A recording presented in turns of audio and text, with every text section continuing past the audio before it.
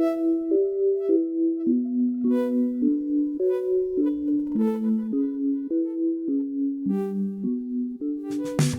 to the Think Deeper podcast presented by Focus Press, and Happy New Year from myself, Jack Wilkie, and Joe Wilkie, and Will Harrub.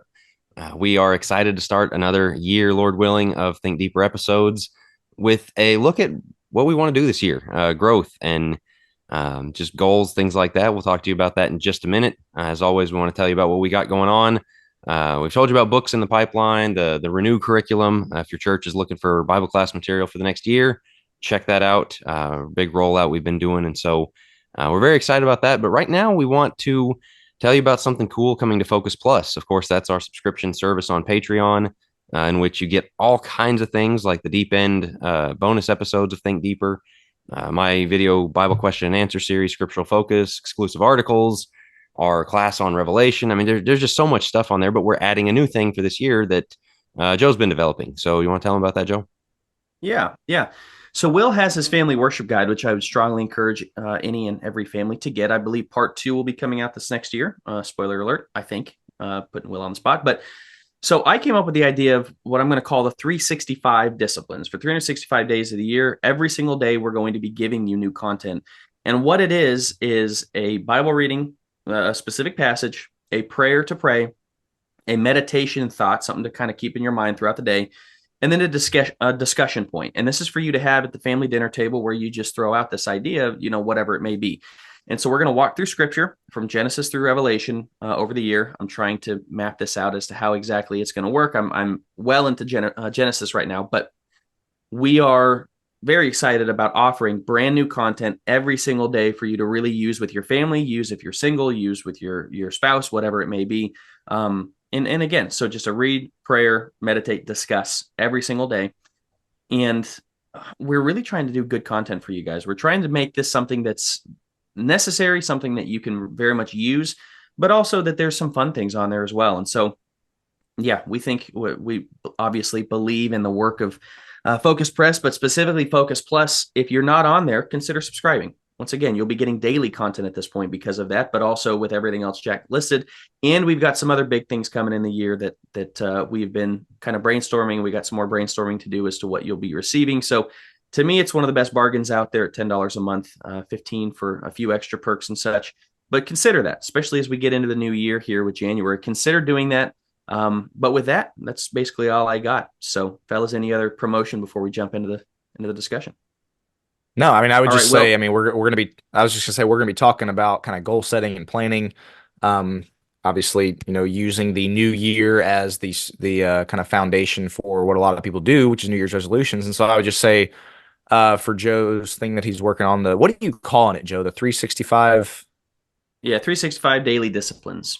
There you go. What I was going to say was a lot of people set spiritual goals, kind of deeper Bible knowledge, and we're going to talk about that with today's episode. But what I would say is, man, take advantage of Joe's putting a lot of work into this, and I think it's going to be very, very helpful for families as they try to grow closer to God. And so, yeah, with that being said, let's go ahead and get into what we're talking about with this week's episode. Again, it's New Year's. A lot of what's on people's mind right now is how are they going to grow this year? How are they going to be better? What are some goals that they're going to set? And so the topic for today's episode is goal setting, kind of planning, and really the advantages, why we believe this is something that every Christian should be. And I'm going to preface it with why every Christian should be a goal setter and planner, not just at New Year's. We're going to talk about, why New Year's resolutions fail and kind of the old classic trope that goes with it. But we strongly believe that every Christian should constantly be planning ahead and constantly be setting goals for themselves, for their family. This is kind of a hobby horse of ours. We've talked before about the fact that we kind of started our own accountability group 3-4 years ago now together of just trying to better ourselves. And so, yeah, we believe this is something that everybody should do. And again, I think a lot of people have this mindset at this time of year, right? New Year's resolutions. It's kind of the natural mindset that people have of setting goals and the direction that they're heading. Unfortunately, as we all know, rarely do those things last. People get very amped up and excited about the weight goals that they're going to hit, the diet goals that they're going to hit, the Bible reading goals that they're going to hit, the financial, they're not going to eat out, they're going to save this much money, they're going to read this many books, whatever it is.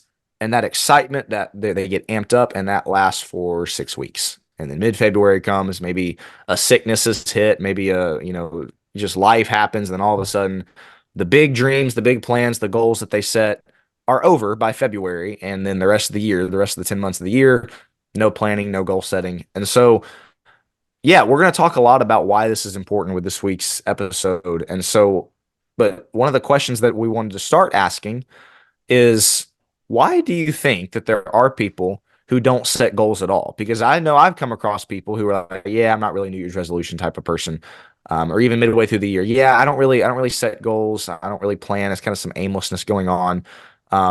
So yeah, I'll hand it off to one of you guys to answer that question, but also maybe to establish, why are we even talking about this? Why do we think this is important enough to start the new year with a Think Deeper episode of planning, goal setting? So answer that, and then answer, why do people not set goals at all?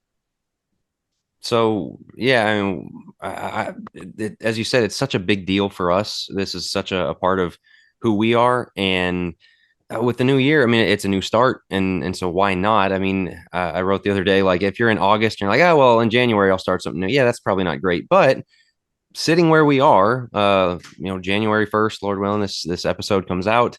Um, it's just a natural break to put something behind you, start something new. You're going to have a whole year to work on, and there'll be a January 1st next year. It's a nice measuring stick, and so it's a useful thing. But anytime we talk about goals, I think of the Socrates. I think it was Socrates, is one of those Greeks, the philosophers. He said the unexamined life is not worth living. That you just kind of float through life. You don't really think about, what am I doing? Why am I here? What's my purpose? What was I created for? What do I bring to the table? What do I, who am I? What am I trying to be? It's just unexamined, and like, man, what a waste of something that you've been given. You've been blessed with God, or by God, with a lifespan. You've been blessed with unique talents and unique abilities and opportunities and things like that. And if you're not conscious of them and what you're doing with them, they're going to pass on by, and you're going to have nothing to return for it. We're going to get to the scripture section a little bit later and talk about Bible verses that apply to all this, but my mind immediately runs to the parable of the talents. Even if you're a guy with one coin, something's expected of you. And the one talent man who buried it in the ground, that's the unexamined life. That's the, all right, I got this. I'm going to get through. I'm going to have it when I'm done. What are you doing with it is such an important question to ask. I've pushed this with my clients and with you guys, with everybody I know. I look at stagnation as death. If you're stagnant and you're not growing in some way, this isn't good from a health perspective. You think about a human. We're supposed to grow. Everybody's growing. Your brain is growing. From the earliest. We just had a kid. He's already growing. He's 3 weeks old, and he just looks huge compared to what he was. And that's just the natural progression of things, is growth. Why would that stop? We get into our adulthood and we kind of stop taking a growth mentality. And this gets into what I think is an interesting point, Jack. You were making this, so I want you to be able to speak to this on why people don't set goals. And that is the difficulty in understanding what is complacency and what is contentment. Because some people are going to look at it and go, well, I just like my life. I'm content. Therefore, I don't really need to set goals because I just like where I am, and I like my life. And so maybe that's the first reason why people don't set goals, is they look at it as contentment. So how do we define those things? What do you think is the difference between complacency and contentment? It's really hard, because you don't, the Mary and Martha thing, where she's just go, go, go, and the other one's sit. And, there is a time to sit and rest and enjoy and relax and things like that. But there's also a time to go, go, go, and go and do, and, make use. I mean, you look at the creation week, 6 days of work, 1 day of rest. I mean, there is a reason why God laid it out that way. And so it's important to have both. If your life is all rest and not pushing, not, we've talked so much before about the dominion mandate and the culture mandate, and what Adam was placed here to do, of kind of take this world and make something of it. And that takes some ambition. I think this is something we've talked about in our masculinity episodes too. A lot of Christians look at ambition as like negative, as like there's something wrong with you. Like, you were created by God with a soul, with a brain, with consciousness, with all this stuff. To not do something with it, to not want to do something with it, and have a return for what you were given, and you just want to sit and be complacent. like contentment is saying, man, what I have is great and I can make it even better. Not like, oh man, this is all awful and Sure. I've just got to go, go, go. Complacency is saying, I'm fine with this and I don't need to do anything more. I'll bury this coin. Right. I was going to say Well, bury the talent. I was thinking people may get upset at me for this. This is what you get from this world is not my home. I'm just passing through, right? Like, well, hey, we're just going to heaven, going to heaven, going to heaven, going to heaven. And we never there's really almost a stop and think about, Gnostic tendency of like this life yes, doesn't matter. Yeah. exactly. So when you go to set goals and you go to take dominion and to be the best possible, hey, this world is not our home, guys. This We're is, just passing through I here. don't want to get off on this tangent. But heaven, Christianity messes us up so bad. You were created for life on this earth too. I mean, you're created to be eternal, but you're growing into the kind of person who's fit for eternity, to Christ likeness and all that. Well, and I want to be very clear what we're kind of challenging here with this episode, and that is the idea of just kind of aimlessness. Joe and I talk a lot about that on our Godly Young Men podcast with really pushing and challenging young men. Hey, strive for something. Make sure that whatever you're doing, that you have, that you're striving for greatness with it, and just not that you're, living your life aimlessly. But what's interesting about that is I think it's not just young teenage boys who struggle with this. I see a lot of adults that struggle with this too.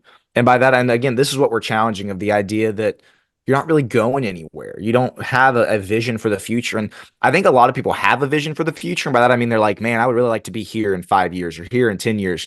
Well, how are you going to get there? I don't know. I guess I'll figure it out. I guess I'll kind of get there by osmosis. That's what we're challenging here. The idea that if you want to get somewhere, you kind of need to have a path sketched out, you might say. I mean, I'm going to probably use this example several times.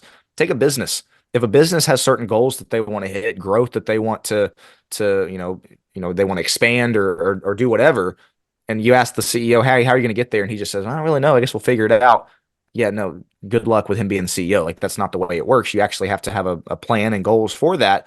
And so I think that's where, again, a lot of Christians kind of fail in this, is that they are just kind of aimless, kind of living their life week to week. Got to get through the 40-hour work week. I got to, get through this, got to get through this. And then they look up, they didn't have a plan for their kids' faithfulness. They didn't have a plan for their physical health. There's so many categories that we're going to get to here, in shortly, as far as planning and goal setting. But why don't people set goals is the question that we're looking at. Jack already covered the kind of contentment, complacency thing. I think another reason why people are kind of averse to setting goals, and they kind of shy away from it. Maybe they're not New Year's resolutions people or whatever. I think a lot of people know that they don't really have the self-discipline to hit their goals.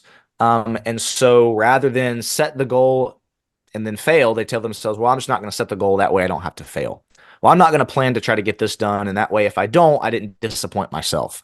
I really think kind of subconsciously, that's what a lot of people do. And that's kind of the aversion to goal setting.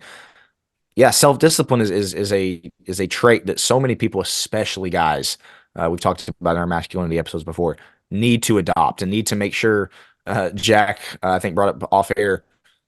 Self-discipline is as small as not hitting the snooze button 7 times. That's one small element of self-discipline, but those self-discipline reaches into all these areas of our lives, physically, obviously, spiritually, financially, all these things.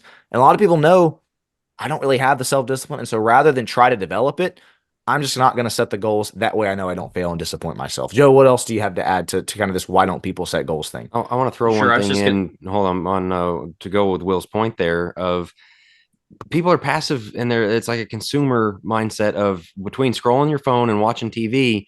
It's all about what happens to you. And that's where when people see somebody who either is financially successful or spiritually strong or they're in good health or whatever, it's almost like, well, they got lucky. Like you don't know what hard work is because you just kind of assume everyone like gets assigned a role and, oh, well, this is what just what I was assigned. You have so much more ability to affect life than you think.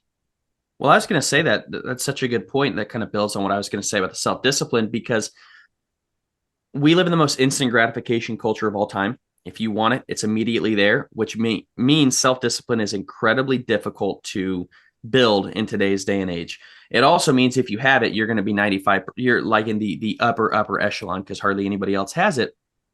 But I think the way that you build that is consistently. We'll get into some of those things later. I had other thoughts, but for the sake of time, we'll go to the next one because it is adjacent to it, which is, okay, there's those that believe I'm not going to hit the goal. There's that self-discipline point. And then there's others that have failed before. And they say, I don't want to be hurt again. I failed my goals and basically because there's a shame element to it and because there's guilt that they did not hit their goals. It's like, what's the point? I didn't hit them the last 3 years. Matter of fact, I've been doing New Year's resolutions for the last decade, and basically every year by February I've given up. And so I stopped doing it. Yes, it's the self-discipline point of you didn't have the self-discipline to do it. Second off, I think a lot of people, and I did this early on in goal setting, it's a process. They burn themselves out. I set 5 goals that were moderately to severely difficult to hit. And I thought, man, if I could hit all 5 goals, I'm like Superman. Well, you idiot, you can't hit all 5 goals. And I realized that along the way, like, how about we start with 2 that are difficult to hit? And then we'll go from there and we'll add 2 and we'll add 2 or add 1 as we go. So a lot of people don't know how to set goals. And then when they set goals, they burn themselves out and they go, man, I just never hit it. And I just don't want to feel that failure anymore. And so there is that element of like, I think, again, they've convinced themselves they're not going to hit it. Yes, it's a self-esteem thing. It's a self-discipline thing. There's a lot of different things, but I think the shame and failure that goes along with it is just a huge deterrent to people getting themselves set up with goals. Yeah. Yeah, I agree. And so as we get to what is the point of all this? Like, again, why are we devoting a Think Deeper episode, the first of the year, the first of our 3rd year recording to this? We got to ask ourselves, what is the point? And the point is to better ourselves. And that is, again, gets to what was brought up a second ago by Jack in the sense of there's a lot of people that are so next life focused that they think bettering themselves on this in this life is kind of pointless. It's kind of worthless. And we don't want to get it crossed in the sense that we don't need to be next life focused. Of course, what we do in this life impacts the next one, and the next one is where we're going to be spending eternity. And so that's, of course, what's most important and where we need to be, have our perspective. At the same time, that does not mean we just coast through this life and just kind of, whatever happens and whatever shape I'm in doesn't really matter. And however much money I leave my kids doesn't really matter. And no, these are things that's that old quote. If you fail to plan, then you plan to fail.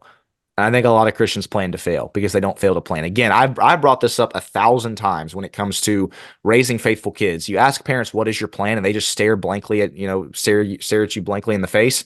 Yeah, then they plan to have their kids fall away. If they don't have a plan to keep their kids faithful, their kids will fall away.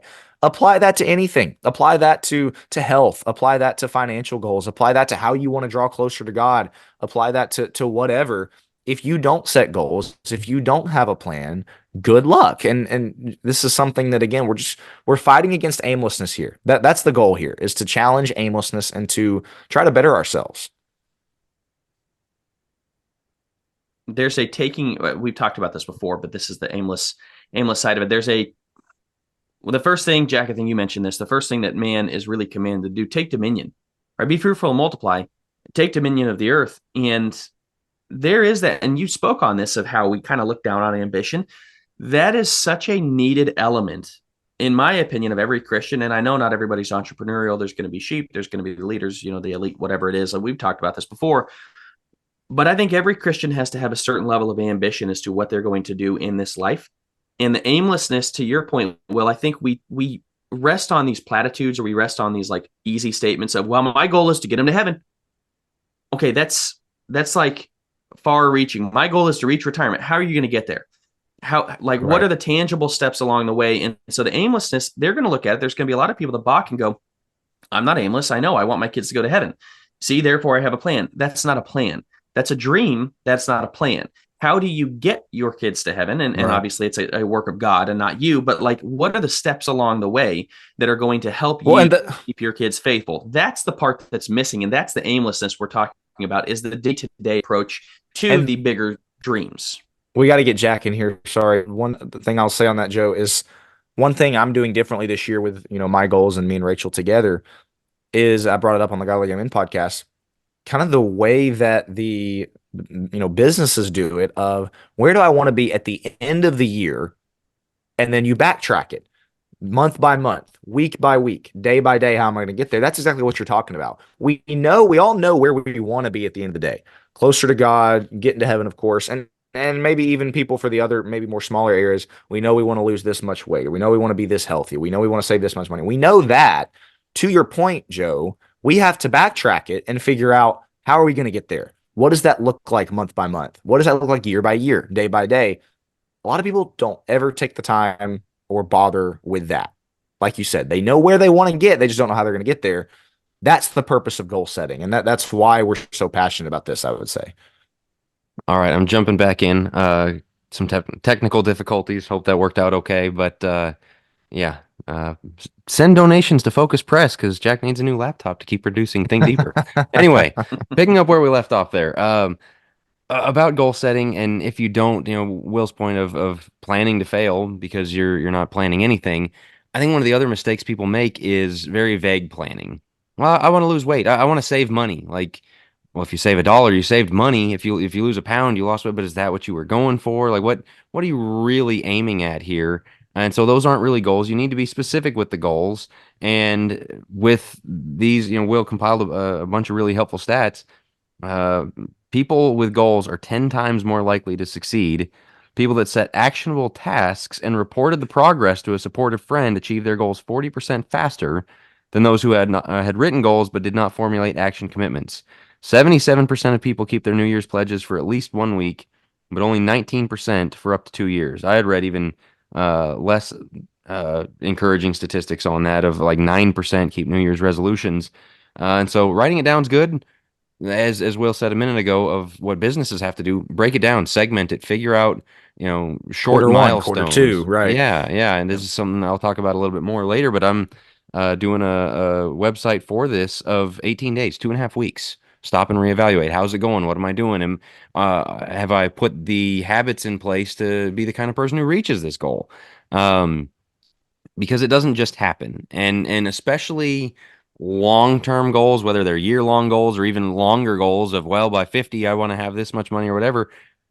Yeah, those are so nebulous and far off and very hard to get our minds around that it's very easy to mess around on those. Even in college, school, you might remember you had a semester and you could look at all the work that was done. I was really bad about this when I was getting my business degree. Oh, okay, this is all the stuff I have to do. Week 13 out of 15. All right, I guess I better start working on stuff. Like, if I Right. had been smart, I would have said, well, I'll write this paper in the first 3 weeks. I'll write this paper in the next week. I'll do this assignment, whatever. Read this book. Segmenting things, breaking it down, and knowing what you want to do, and then knowing the path to get there is the key to this whole thing.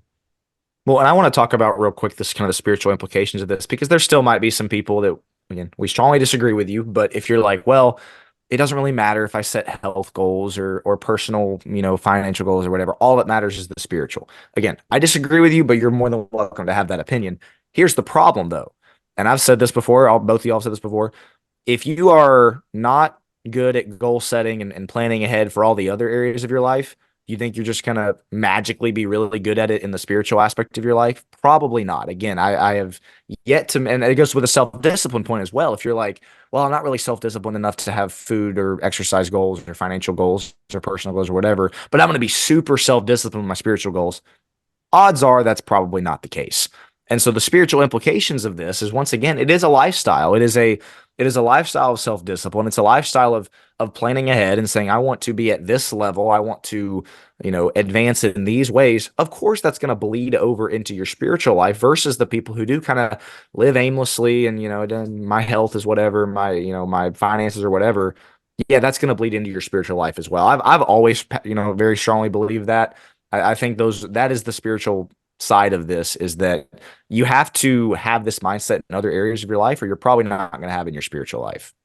Well, it goes back to what you were talking about earlier about the Gnosticism. Well, the physical doesn't matter as long as my relationship with God is good. But from all indications that we see throughout Scripture is, they took other matters seriously. When you talk about going to Adam, all the way back to Adam with taking dominion, it wasn't take dominion and have a really good relationship with God. It's like, well, that's a given. Yes, you're supposed to have a good relationship. But there's other things. There's work to be done. Work was not part of the fall. Work was something given before the fall. And he had a goal: name the animals. Hey, tend the garden, keep it, right? So his goals and his understanding of what his job was were very physical things. I don't think we've lost that, but a lot of people can kind of spiritualize. But here's the second part of this. Curious your guys' thoughts on it. We got those that would look at James 4 and say our life is but a vapor. And, in that context, it says don't make plans. Don't basically to. Well, before we get to that, there's some more Okay. spiritual implications I want to get to. One of the biggest things we talk about is all the problems in the world, all the problems in the church, the problems with the home. Who do you think is going to fix that? Do you think it will be undisciplined people? These are spiritual implications, okay? It won't be 350-pound people who have never been considered for a job promotion in their lives, who, again, hit the snooze button 7 times every morning and post memes on Facebook about how undisciplined they are. And I'm sorry, nobody's looking to that person to make things better. That person is incapable of helping themselves, much less anybody else. That's one of the most important things. On an airplane, the speech at the start that they always give that everybody ignores. One of the things I picked up in one of the 50 times hearing it was, don't put on everybody else's oxygen masks, even your kids. Put your own on, then you can help them. If you're running out of oxygen, you're not much good to help anybody else. You've got to get yourself to a place where you can help other people, where you're secure, you're safe, or whatever. The same goes for these goals of who you are in life. There are massive spiritual implications of if you're going to help make a church a better place, a workplace a better place, a home a better place, but you're totally undisciplined, you can't make a difference. You can't make things better. This is such common sense too. A lot of people might hear Jack, man, that's really harsh. Or, I mean, how can you say that? It's common sense. Like it's just obvious that the people who are disciplined in those areas of their lives are going to be more disciplined in their home, are going to be more disciplined, and are going to be able to affect change. Again, are the people that are going to be looked to when things go downhill. And again, you might say that that's harsh. You might say that that's unfair. It's simply reality. And Jack made I think in the church close episode, made the point like our eyeballs work, and we can't ignore that reality. Right. That very much applies here as well. As harsh or whatever as it may seem, it very much applies here. And these things all connect because faithful in little, faithful in much. Exactly. I was recently talking with somebody about the presidents and how every president seems to be, tall and good looking to a certain extent or whatever it may be, right? Like, and usually in a fairly decent shape. And then you look back to like the Grover Clevelands, I think it was, who's just massively overweight. Yeah, but that's Taft, before TVs existed. Taft, yeah, there you go. Like that's before TVs existed. That's before you really got to see that picture and like people had this in their minds. Our eyeballs work. The more that you're on TV, the more people look to those who are taller, usually 6'2", 6'3", 6'4". They're in better shape. Why? Because they have a present. That doesn't make them great leaders. It just means our eyeballs work. We trust people like that. And so it's psychology. It's a part of humanity. And because what comes along with it is, okay, he's proven that he can take care of himself. And so that's what we're looking for here. And the other thing is going back to our aimless point, you want the guy that shows he's not aimless in any other area of his life. And as we talked about in the deep end of this last week, for those that didn't catch it, we were talking about how, PM worship, maybe it shouldn't be a litmus test, but it just is for faithfulness in a lot of ways. It just is. Like we can't get around it in the fact that that's what people look to for it. And I think it's the same thing here. It's just the case where it is kind of litmus test of, is he aimless with every other thing? Because you could say, well, I'm spiritually not aimless. I'm a spiritual giant at 350 pounds, working my job at McDonald's. Like you may be, but how can we know that you're disciplined enough and to your point, Will, are you really disciplined in every spiritual aspect of your life when there's no discipline when it comes to food? There's no discipline when it comes to exercise. There's no discipline when it comes to literally anything else. But man, you're ultra spiritually disciplined. Usually it doesn't work that way if you have discipline in one area and in no other area of your life. So yeah, I do think these things go hand in hand. People are going to look at that and say, wow, that's really harsh. But that's the point we're talking about, is the aimlessness and then also the spiritual implications of like, when you over spiritualize things and you don't take the physical seriously, it will bleed over into the spiritual. Well, real quick before we get into James 4, self-control is both a fruit of the Spirit and it's in Titus 1 when we're talking about eldership qualifications. And we all have made the point before that every man should make that, an aspiration of theirs as far as hitting the qualifications, whether or not you ever hold the office of elder. Self-control is in Galatians 5 and it's in Titus 1, as far as these are traits that we need to have. And self-discipline, self-control, yes, spiritually speaking, but also in all these other areas. Let's get to James 4, though, because somebody might, playing devil's advocate and maybe disagreeing with us, might point to James 4 and say, no, we're not supposed to plan ahead. We're not supposed to set goals ahead in the future because that's ignoring the eternal perspective. James 4, real quick, verse 13. Come now, you who say today or tomorrow we will go to such and such a city, spend a year there, buy and sell and make a profit, whereas you do not know what will happen tomorrow. For what is your life? It is even a vapor that appears for a little time and then vanishes away. Instead, you ought to say, if the Lord wills, we shall live and do this or that. But now you boast in your arrogance. All such boasting is evil. So you have that question. Is Are passages like that a caution against planning, a caution against goal setting? Is James telling us, hey, don't make any plans, don't set any goals, just live day to day? Obviously, that's not the case, but I'll let you guys kind of get into why that's not what he's saying and why there is a proper balanced perspective that we need to have here. Yeah, I mean, the point is not to be arrogant. The point is to trust, realize I don't know how long I have, but on the other hand, you still have to do something. I mean, you look throughout the Bible. People made plans to do things. John the Baptist, Jesus, Paul, missionary journeys. I'm going to go to these places, and we've made this point before that Paul said, I'm going to go to such and such place, and Acts just says the Holy Spirit said stopped him. God said, no, you're not going to do that. You're going to go over here. I'm going to direct you in this other direction. And so you make plans, and if God forbids those plans, okay. If you find out that was the wrong plan to make or whatever, you readjust. But that doesn't mean you wake up every single morning going, what am I going to do today? I guess I'll find out. Like there's so much of life. The school year is a plan ahead. Your job, a career that you have established, going to college to get a degree in a certain field. All of that is planning ahead. It's not possible to live without that. It's the spirit in which it's to say, this is all subject to God, and if He's going to leave me around this long and in good health, and if He wants me to do something different. And that's literally what he's saying right here in the text, 4 verse 7, submit therefore to God. Verse 8, draw near to God, He'll draw near to you. Verse 10, humble yourselves in the presence of the Lord. The whole point is humble yourselves and recognize God is over all. You have to submit your will to His. That very much is the context of what's taking place there. It's not, I don't think he's talking about it because we could easily talk about the words of Jesus. What man goes out to war and doesn't count his troops? What man goes to build a tower and doesn't count whether he has, or doesn't take stock of what he has, and if he has Luke enough 14, parts available, basically. Yeah, Luke 14. So there's a level of planning there involved. So is Jesus going against James? And then there's the guy that they also bring up, the bigger barns, who's going to build bigger barns, and your soul's required of you tonight. Once again, that is what, without including God in the process. That's the arrogance of saying, I'm going to do this. No, plan. We're advocating setting goals. Don't be aimless, but have God be at every. He's the glue that holds everything together. Without God, all plans are going to be shattered. All plans are going to fail. So yes, plan. The goal, or the text message finishes is not with don't planning. plan. I mean, it finishes Exactly. with, if the Lord wills, we will do such and such. So I mean, you're still planning. Exactly. It's a plan. It's just that Jesus, or God is the glue that holds it together. So people can really, I think, kind of work themselves into a tizzy in trying to say that's not the case. And I don't know that there's a ton of people that make that point, but there's a few that will rest on it. I guess that kind of goes back to why people don't plan per se, is maybe they once again have over spiritualized it to a certain degree of, well, I just want to trust in God every day.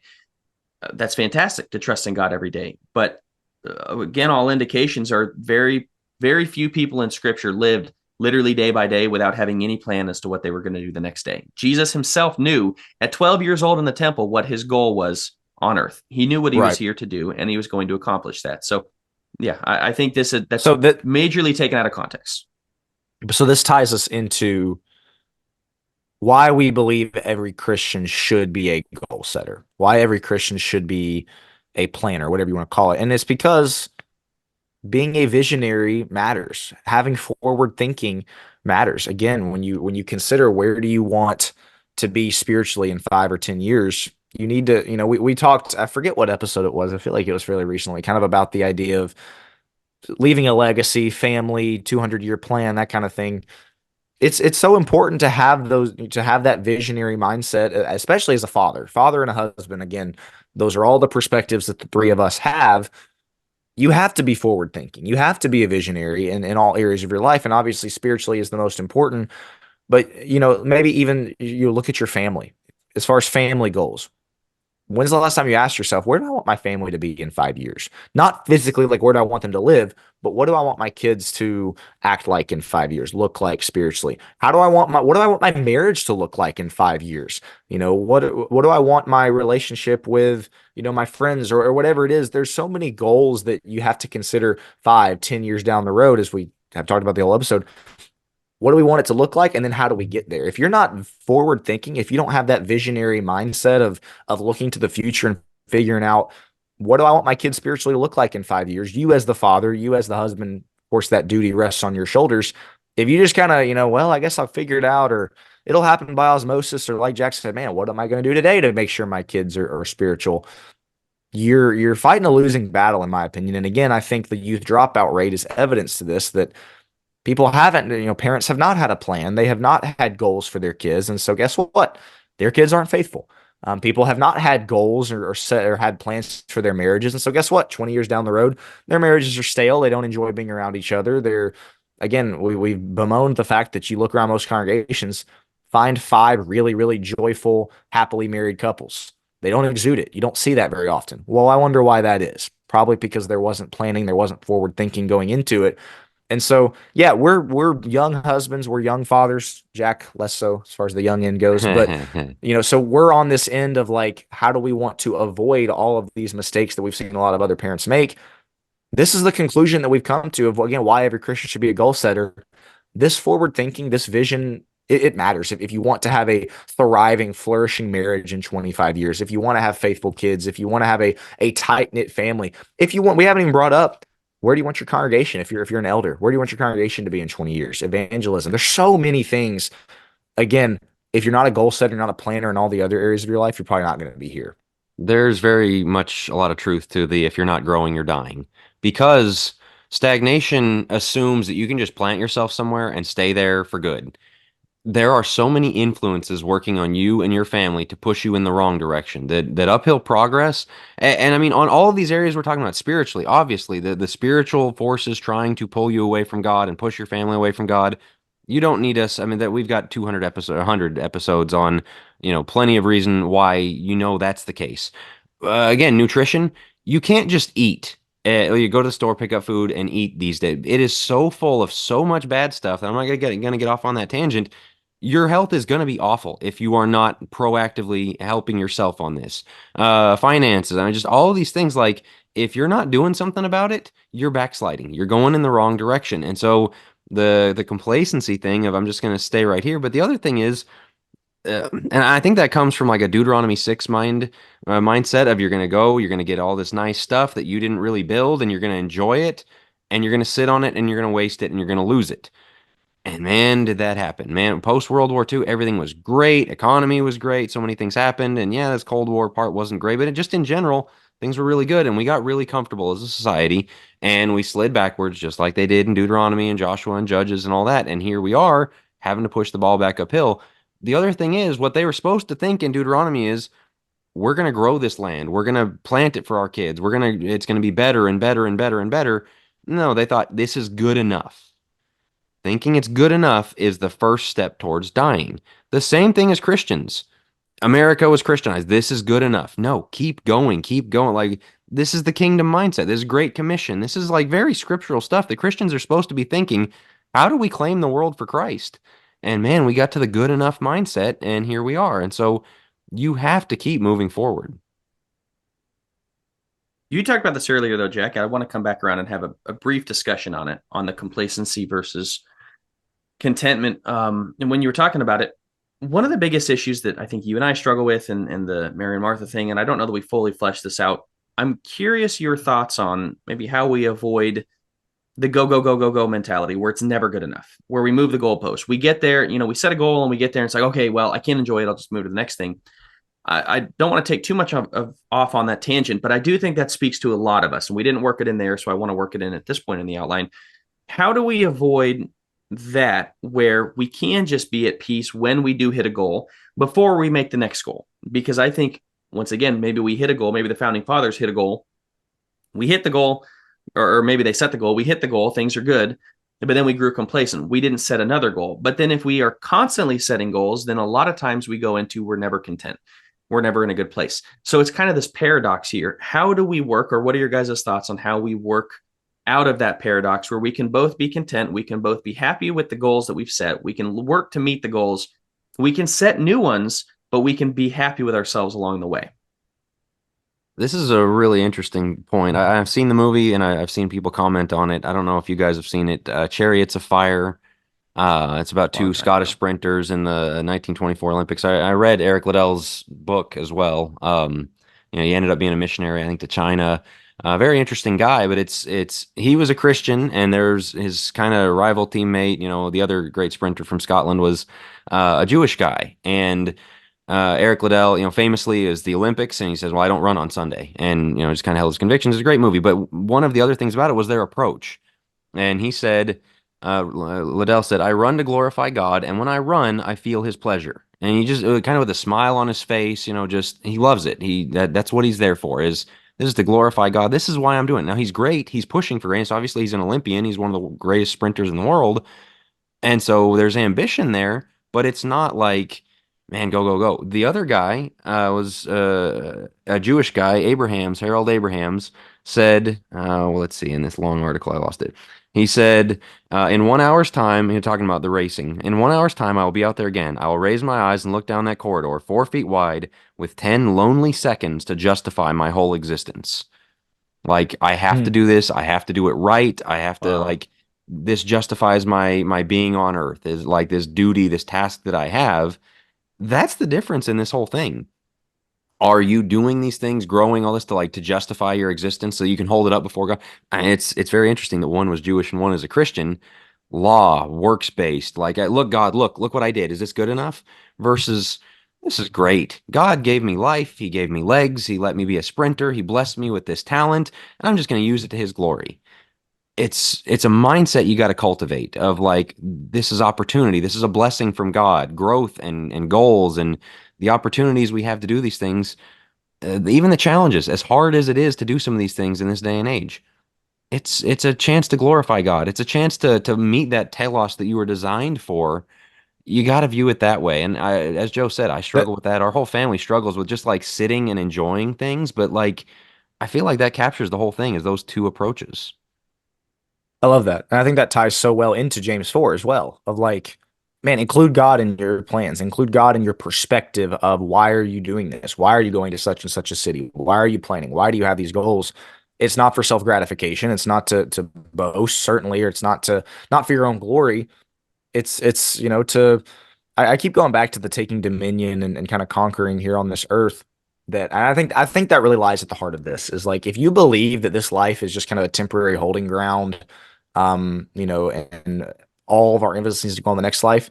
It's not really surprising that the growth, mentality, the mindset that we believe you need to have is not present in a lot of people. Versus if you believe, yes, we're striving for heaven. We cannot wait to be with God. We cannot wait to be with Jesus in heaven.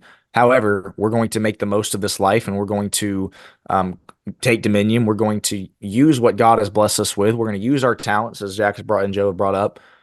I think that that's where the whole entire perspective changes because again, we've talked spiritually about, kind of your family goals and where you want to be. There's so many other areas as well. Like again, just from a physical perspective, Jack, you brought up the food and the health thing. In this life, I would like to live to see my great grandkids. I would like to live to see their weddings, to be alive for their weddings. And, if you kind of live your life aimlessly, physically, I'll eat whatever, I'm not going to exercise, I'm not going to diet, whatever, good luck with that. And again, some people might look at it and say, well, that's not near as important. That's a goal that I have of seeing my great grandkids wedding and graduations and all these things. And you could even rope in, financially of I want to set my kids up for college. I want to be able to, you know, I want to be able to retire at age 50 so that I can do mission work or so that I can spend time discipling my grandkids. Like so many things that you can look forward and look ahead and setting the goals now at my age of 24 and y'all's age as well. This is where we want to be at 50, 55, whatever. Man, it has to start now. And even if There's you are 55, you've got time. I mean, that's the one thing the whole point of James 4, you don't know how much time you have left. Will, we're talking about planning to 50, 55, 60. We might get hit by a bus tomorrow. That's why we Right. say if the Lord wills. On the other hand, whatever age you are, you don't know how much time there is left. And so just say, well, I'm going to be using it toward this direction while I'm here. And you realize that just gives you that's taking so much off of your own plate, so much worry and all that of just like, look, while I'm here, and that's very much Paul, Philippians 1, live as Christ, die as gain. I'm going to keep growing. I'm going to keep doing. I'm going to keep going, and God will take me when He's ready. So, Will, you've touched on a lot of these points. We advocate for setting goals in the family, the physical goals, the financial goals, the spiritual goals, obviously. So if you're listening to this and you're thinking about setting goals, I would look to set goals in. And as I said, you can set goals in all of those areas. We're big goal setters. At the same time, don't burn yourself out. Make them tangible. Make them something that you can do. I would make long-term and then shorter-term goals as to how you're going to get there. Jack will introduce his 18-day thing here. He already talked about it a little bit, but he'll give us a little bit more coming up. But I would look to do those type of goals. It's easy to set goals that maybe don't matter as much. I'm looking to, I don't know. I want to be a better card game player or whatever. You know what I mean? Like, okay, that's not really a goal. We want to set a goal that is legit, that is going to push us, that's going to stretch us a little bit in my opinion, in one of these areas. I think familially or relationally, maybe you don't have a family, but maybe set that for the relationship.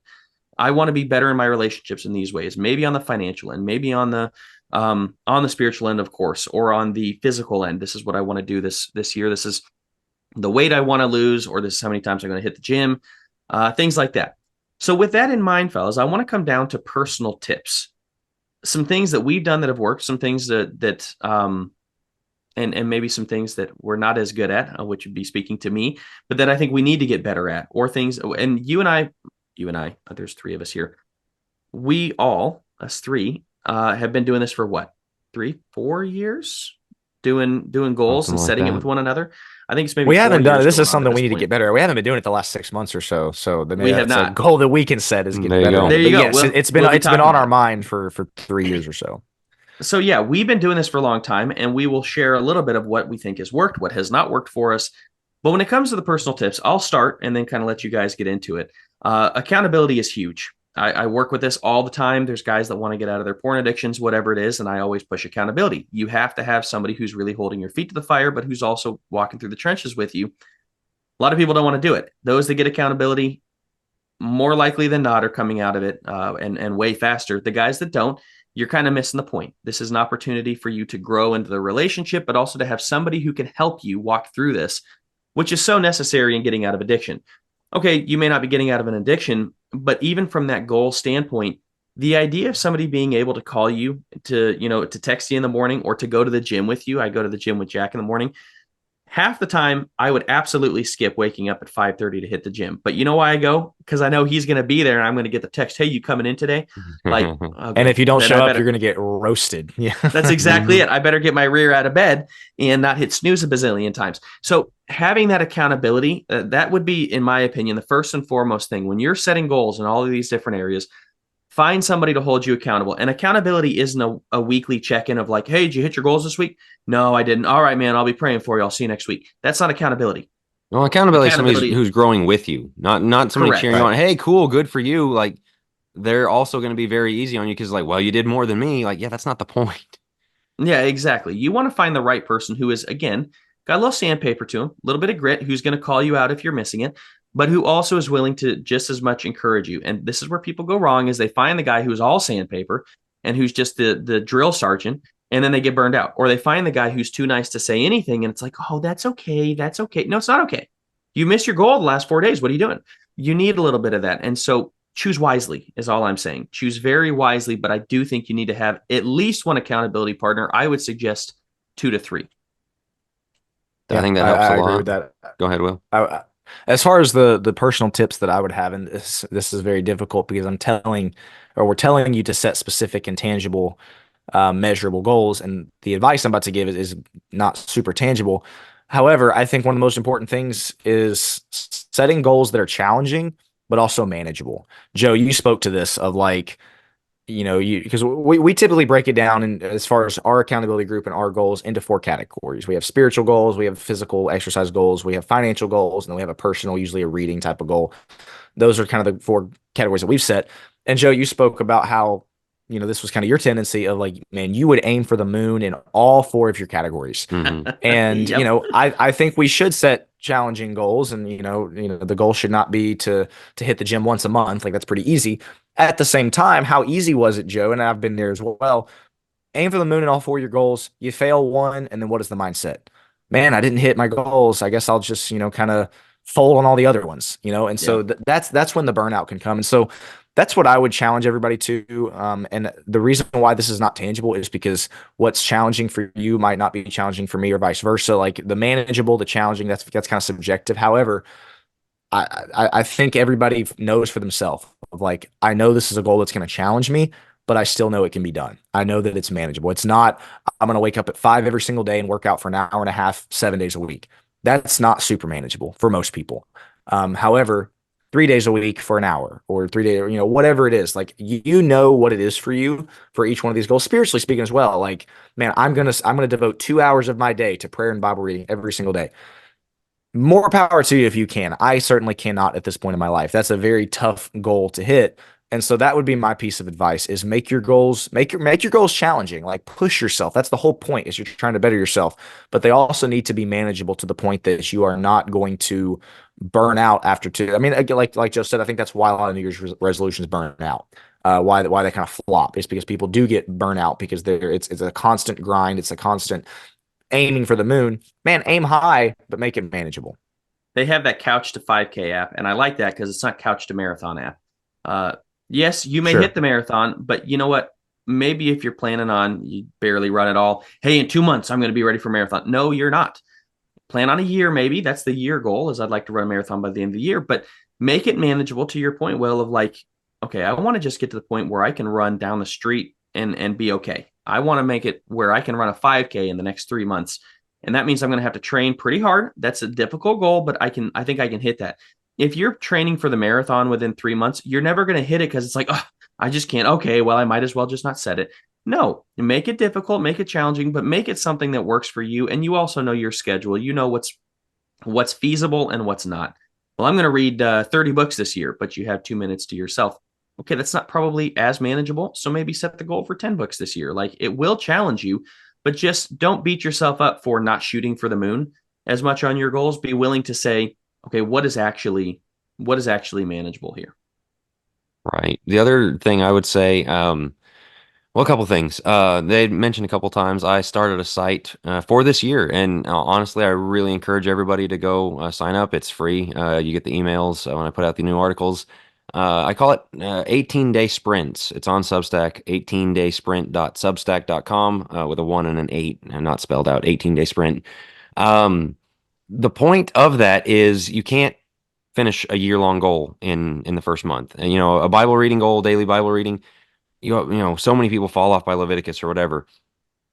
18 days is a really good evaluation period. Because the other thing I really want to emphasize, and this is an article I've already written on that site, you can go, I did some like prep work articles, kind of getting in the mindset of chasing goals. And now that the year starts, every 18 days, I'm going to send an article with a check-in, maybe some tips, reevaluate where you stand and all that, because that's 5% of the year. That's 1/20th of the year. If you have a bad 5%, oh well, pick it up and keep going again. It's not all or nothing. It's not start over next January. It's not, oh, I'm just not this kind of person. It's, I had a bad 2 weeks. Let's try again, or bad 2.5 weeks. Try again.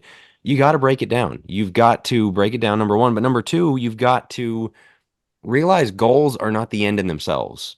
Goals are helping you be a person, the kind of person you want to be. You set a Bible in a year goal, not just to say you read the Bible in a year, because you want to be a consistent Bible reader. Well, guess what? As I wrote on the site, if it takes you an entire year and into February of the next year to read the Bible because you missed a bunch of days, you read the Bible. Now you're somebody with a lot better Bible reading habit. It's not a failure if you didn't get there by December 31st. And so you've got to not think in all or nothing.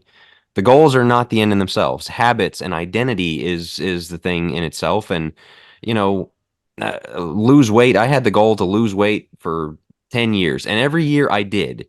And then I'd slowly gain it back. I didn't have good habits, and there was no end point on it. It was not, okay, well, I've reached this much, and so I lost weight and it's good. It's kind of, oh, well, we'll see where we get.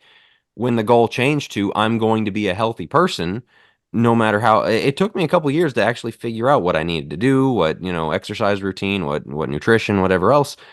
You just keep going until you get there. And so if it's, well, I've got a goal, I didn't hit the goal, oh well, I'm just not that kind of person. You can't think that way. You think I'm gonna go until I get to where I need to be because I have time. Again, as I said earlier, time is what you do have. That identity piece is key, and that's what one of the things I had on the list is pick some good books. Atomic Habits, I've spoken on it before, is a fantastic book. Power Habits, a good one. But one of the things that James Clear hits at in Atomic Habits is exactly that. This has to become your identity. I'm a healthy person. A healthy person puts down the Cheetos. A healthy person gets up and goes to the gym. If it's I'm trying to be healthy or I want to be healthy, well, you're not there yet. So it's okay if I miss. It's those little tips and tricks in your mind that really does help you see I'm casting a vote toward what a healthy person does. Therefore, I know I'm a healthy person. And so it's just the way that you view yourself, and the identity is a key piece. One other thing that I might add, and this is the one I'm not good at, but I would like to get better at this year, is journal. So writing out your goals, writing out your goals is helpful. Journal on it. Journal on your progress. Journal along the way as to what's going right, what's going wrong, what's helping, what's not. Who are your accountability partners? Are they checking in? Journal about the process. And I've seen this work specifically in my field with counseling and specifically in the addiction field. I see it work a lot. But you're talking about breaking an incredibly ingrained and difficult habit to break. And these guys do it. And one of the ways they do it is by morning meditations and journaling every day, their feelings and their thoughts and where they're at with things and what was difficult and what wasn't difficult and what can they get better at. And so it's when you write it down, it's like a tangible, tactile thing that actually very much helps our process. So I would suggest on just the tips and tricks, journal out your journey through all of your goals. Yes, write your goals down, have tangible steps to hit it, make them more tangible and more doable, but journal along the way. That's something, again, that I'm hoping to get better at this year. Fellas, any other tips and tricks you might suggest? No, the only other thing I'll say, we had some verses, the scripture section. We've kind of referenced them throughout the parable of the talents, Luke 14, Jesus making the point that you have to count the costs. You have to kind of plan ahead here. One of the other ones that I'll bring up is, I think I've referenced it before. It is my favorite verse in the Bible. Is 1 Corinthians 9, verse 24, where Paul makes the, point and uses the analogy of running a race. Do you not know that those who run in a race all run, but one receives the prize? Run in such a way that you may obtain it. What is the point behind that? Run the race with purpose. Have intention behind it. Make sure that you're not just showing up to the race and kind of bebopping along. Like, yeah, I'm here for the race and, it's whatever. No, you run to try to win. You run for the purpose of winning the race. And the reason I put that on here is because I think that very much applies to everything we've talked about with this episode with your health, with your exercise, with your finances, with your spirituality, with your family, with drawing closer to God, with fill in the blank category. Man, run the race in such a way that you're going to win the prize. Have intentionality. Have purpose behind it. Don't just be aimless with it. And I think that perfectly applies to this in the sense of, man, we don't want our Christianity to be about just kind of aimlessly running out the clock until we get to heaven. Man, live it with purpose. And again, have intention behind it. And so, yeah, this is a passionate episode of ours. I hope it's been helpful. Again, this is on a lot of people's minds as we start this new year. But I wanted to end with that because I do think with every single area of our life, again, we hit it in the Golly Amen podcast as well. We need to strive for greatness in all areas. We need to do it with intention, with purpose, and have a plan and have goals for all these things. Because if we don't, we're going to be very hard pressed to get there. So those would be my closing comments. Anything else you guys want to wrap this first episode of 2024 with? Give one more plug, 18-day sprint. That's the whole point, is trying to help people do these kinds of things. So if you need a push, need some help, check it out. All right.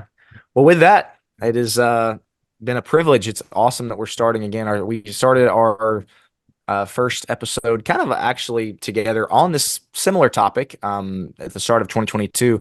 Talking to the guys, you're more than welcome to go back and listen to it if you'd like. It was our first episode together, and so it was not near as smooth, as obviously 2 years in these episodes are, and so. But anyway, it is cool that we're starting our third year. We are very grateful for all of you that weekly support our podcast, and so.